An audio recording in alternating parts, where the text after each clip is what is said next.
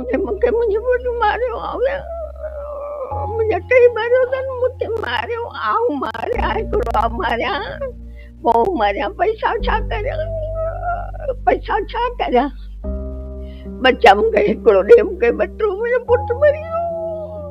बज़ाहिर ज़ईफ़, हीणी ऐं झूनड़ी नज़र ईंदड़ ही औरत जदीद सिंध जी हिकु अहिड़ी सूरमी आहे जंहिंखे दुनिया माई जिंदो जे नाले सां सुञाणे थी। माई जिंदो जेका सरापा जद्दोजहद ऐं मज़ाहिमत जो इस्तियारो आहे।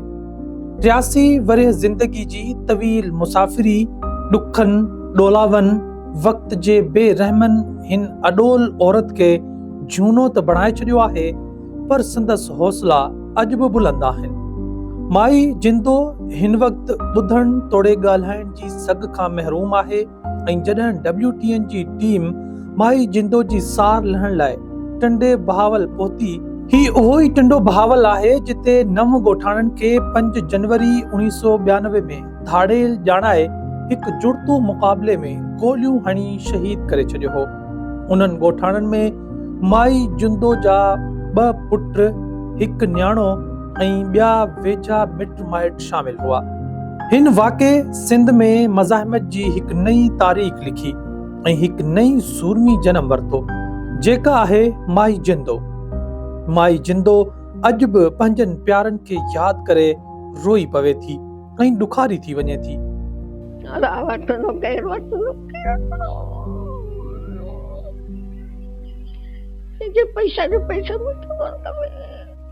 पैसा छा कयां, कच्छनि जो वठंदी, कम जी वठंदा आहिनि, हिकिड़ी कम जी, ॿी थुम जो कम जी, कम निकिरंदी किरी पवंदा ॿई भाइर,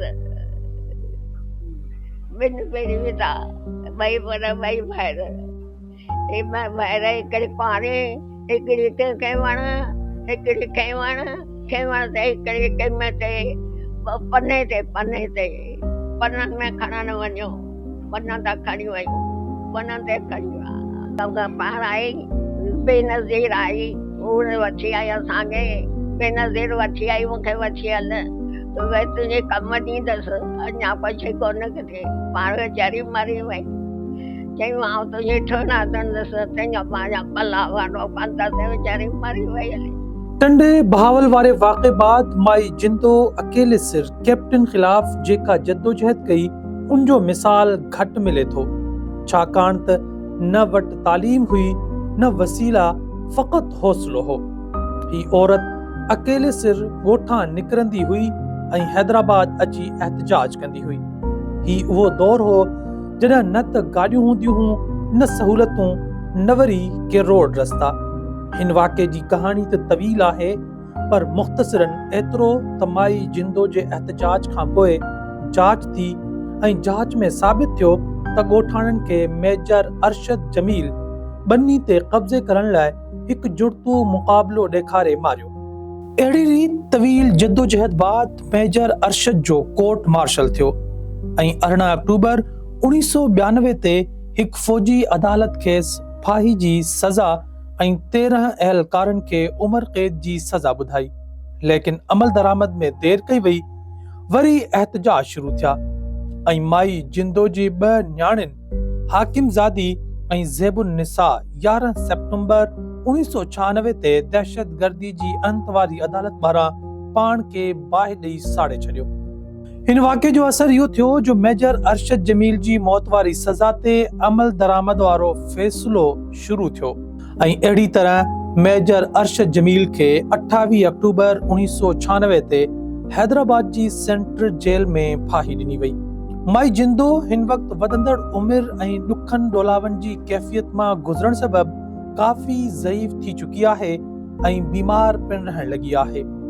उमिरि जी तक़ाज़ा बि आहे ऐं वक़्तु, हालतुनि ऐं ॾुखनि जो असर बि आहे, जंहिंजे करे माई जिंदो हिन वक़्तु ॿुधण ऐं ॻाल्हाइण जी सघ खां महरूम थी वई आहे। ब्लड प्रेशर मांखे आहे थोरो, थी वेंदो आहे कॾहिं भाउ वारनि जी यादगिरी में, कॾहिं कीअं, या नंढड़नि जे नाला, मुंहिंजे नंढड़े ते, भाउ जे नंढड़े ते, उन्हनि जा ई नाला जेके शहीद थिया, पोइ कॾहिं इन्हनि सां ॻाल्हाईंदी रहंदी आहे, पोइ ब्लड प्रेशर किरी पवंदो अथसि ऐं कंदनि खां बि थोरो घटि थी ॿुधायां। हुकूमतूं आयूं ऐं वियूं, वक़्तु गुज़रंदो रहियो, पर माई जिंदो ऐं उनजे कुटुंब सां कयल वाइदा केतिरा वफ़ा थिया ऐं केतिरा हवाउनि में तहलील थी विया। उनजी कहाणी माई जिंदो जो ॾोहिटो वसीम कुझु हिन रीत ॿुधाए थो। वाइदा त तव्हांखे मूंखां वधीक शायदि ख़बर हुजे, खोड़ सारा कया विया। जी ज़मीन जो वाइदो हुयो, उहो त अमारनि उन वक़्तु मना करे छॾियो हो, उहो त बंजर इलाइक़ो हुयो। ऐं नौकिरियुनि जा तव्हांखे ख़बर हूंदी, नौकिरियुनि जा बि असांखे त अॼु ताईं हलूं था त कोन मिली आहे।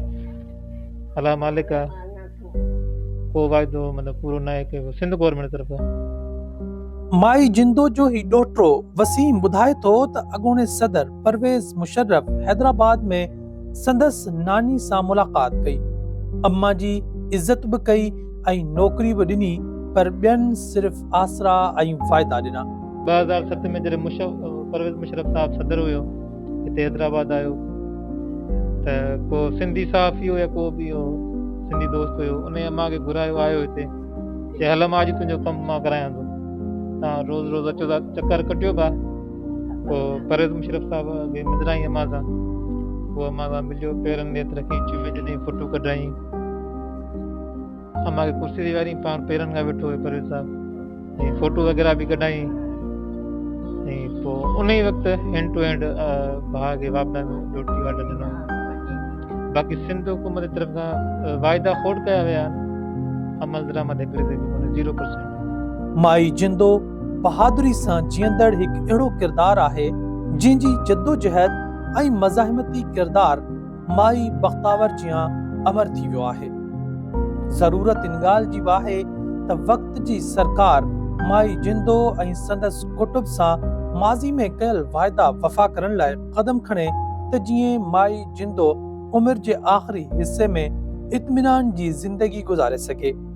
कैमरामैन रियाज़ महेसर सां गॾु Abdul Ghafoor Saroi, watch tower news, Tando Bahawal, Hyderabad.